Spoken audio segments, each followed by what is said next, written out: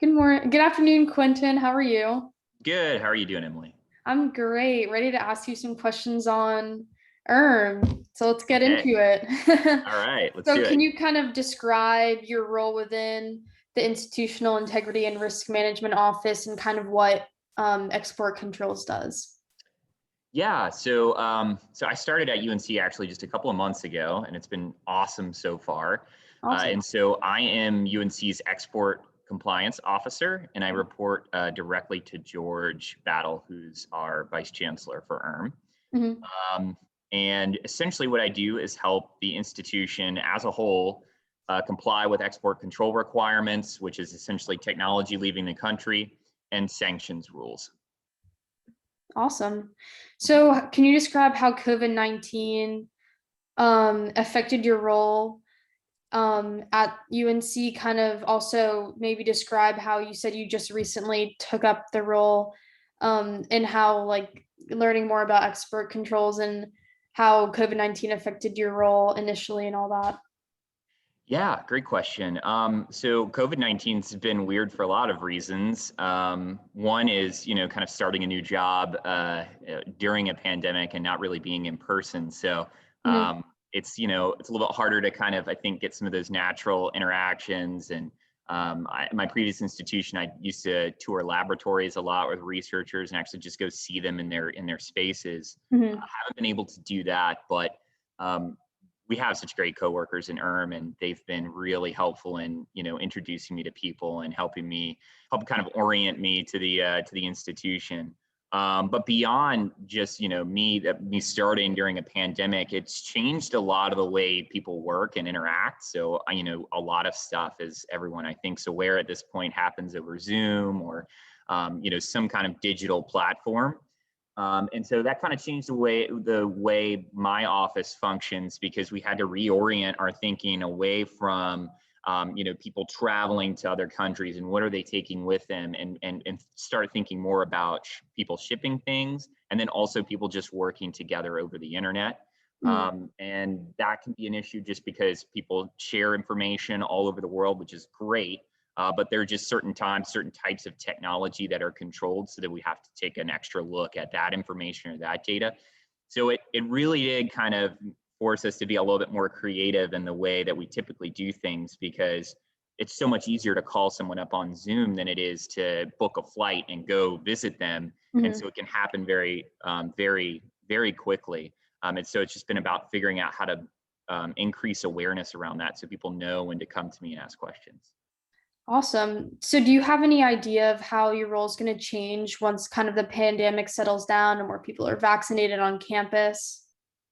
Yeah, I'm really hoping when that day comes, and I hope it's sooner rather than later, that I'll be able to get back on campus, be visiting those laboratories. I'm looking forward to international travel picking back up again. That's a large Mhm. part of what I do, and we've got some really exciting changes to the travel program coming up, and I'm not going to spoil them right now because I think Okay. Global and some other offices have some awareness to do around that. But yeah, looking forward to getting back to business as usual for sure.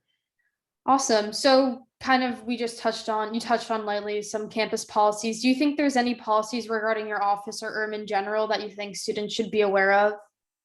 Yeah, thank you so much for asking that question. I would say since I've only been here for a few months, and ERM is also a relatively new division within UNC. We're only a little over a year old, I think, at this point. Mhm. And so I have a brand new export web page. It's linked directly on ERM's page. I would say check that out for sure. Mhm. Has a lot of good information on it. And I would say that would probably be the main thing to get the word out there because whenever we're doing process changes, at least from my office's perspective, from an export perspective, a lot of that stuff's going to be messaged on the web page, and then Mhm. just guidance documents, standard operating procedures, all that stuff can be found there. And then also our policy's been updated recently too. So it was a few years old, which is putting it mildly. But we kind of updated it to reflect how UNC operates now, so that you can find that on our policy website as well. Awesome. Thank you so much for that. If you could change any policy at UNC, which one would it be and why?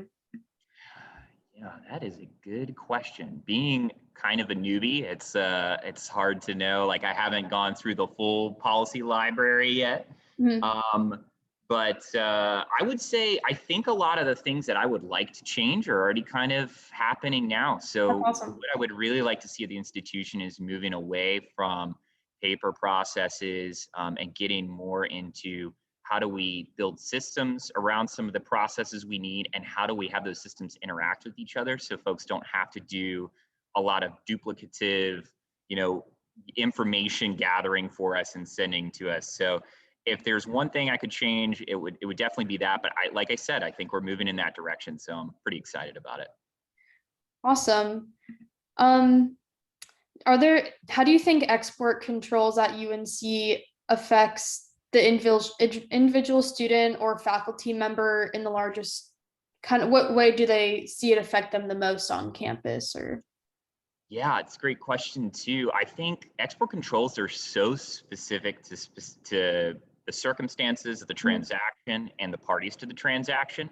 So Mhm. it impacts everyone a little bit differently, but I would say probably the most visible part are the immigration process. So if when Mhm. we're bringing in talent from other countries to the United States, I always look in the background and make sure there are no issues associated with whatever information technology they may have access to, so we can Mhm. make sure we check off all the boxes so they don't have any trouble being able to start their work as soon as they get here. And then the other thing I would say is when things get back to normal and international travel picks up, Mhm. I look at almost every international trip and try to provide folks guidance on, the types of information and technology they might take with them, Mhm. and who they might or what they might need to do to make sure that they protect that.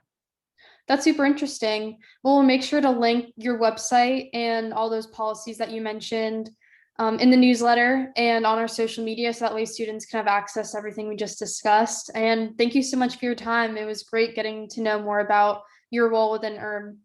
Oh, thank you for taking the time to interview me and for the great questions. I'm really impressed with those, and just so happy to be at UNC. So thank you. Thank you.